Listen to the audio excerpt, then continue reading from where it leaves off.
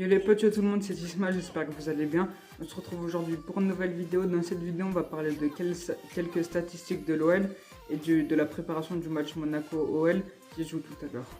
Avant de commencer par quelques statistiques de l'OL, on va revenir sur le Conseil d'État parce que Lyon a encore saisi le Conseil d'État, mais le Conseil d'État a rejeté la demande de l'OL pour avoir des dédommagements, donc de l'argent pour remplacer les pertes dues au Covid-19. Malheureusement, ça n'a pas été fait. C'est comme Angers, à cause de la relégation, ils ont encore plus de problèmes et ils n'étaient pas très bien financièrement. Du coup, ils aussi se sont fait rejeter leur demande. Ensuite, on va passer aux petites statistiques. D'abord, dans le classement UEFA des meilleurs clubs, Lyon est le 15e meilleur club d'Europe. Il faut savoir, toutes les dernières années confondues, Lyon est 15e. Ensuite, le le troisième, c'est Marseille parce que Paris est devant. Paris est 7e. Marseille est 53e, donc ils sont loin derrière. Ensuite, il y a des Nice à la 120e place et tout. Enfin, ça part loin, très loin.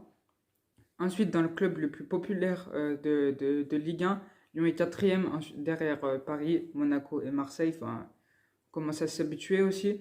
Ça, c'est un peu énervant parce que Lyon a une très grande force, mais n'arrive pas à être plus populaire que ça. Plus populaire que l'AS Monaco, c'est difficile parce qu'ils sont quand même bien devant nous. Ils sont 3e et à quelques points, bien plus de points que Lyon. Ça, c'est dommage.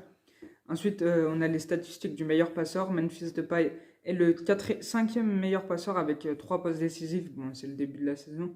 On espère qu'il va avoir le trophée du meilleur passeur et pourquoi pas du meilleur buteur parce que Moussa Dembélé est un peu à la ramasse en ce moment et il pourrait débuter sur le banc tout à l'heure face à l'AS Monaco. En parlant de Monaco et de l'OL, on va tout de suite continuer sur le match qui joue tout à l'heure à 21h à l'Olympique Lyonnais. Le match se jouera à huis clos. Tout le groupe devrait y être, sauf peut-être Jason Denayer qui a une alerte musculaire au genou droit. Il est incertain et on espère quand même qu'il sera là. Guimarães est de retour de suspension. On espère qu'il sera comme dans ses premiers matchs avec l'Olympique Lyonnais où il a été étincelant tout simplement. Le grand Memphis Depay, on espère qu'il sera comme à Strasbourg, qui mettra beaucoup de passes décisives et peut-être des buts, ce serait bien.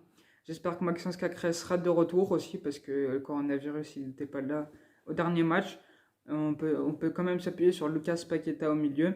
Melvin Bard, latéral gauche, ce serait bien qui débute ce match parce que il a été étincelant dans les matchs qu'il a fait avec l'OL A, pas l'OL B qui est en National 2.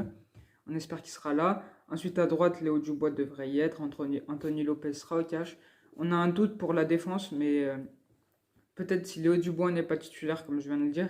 Mattia De Siglo, enfin, le sud de la Juventus qui est venu en prêt à Lyon, qui a fait une très bonne fin de match contre Strasbourg, pourrait peut-être être titulaire. Ensuite, Marcelo sera titulaire. Mais aux côtés de qui il y a Belhamri en défense. Sinali Demandé, au cas où Denayer ne serait pas là, ce serait bien. Parce que les deux ont un bon petit niveau quand même. C'est pour ça qu'ils sont à Lyon après, sinon ils n'y seraient pas. Allez, c'était tout pour le match AS Monaco Olympique Lyonnais. C'était tout pour cette vidéo, j'espère que vous l'aurez kiffé. Si c'est le cas, n'hésitez pas à liker, à commenter et à vous abonner. Ciao, ciao.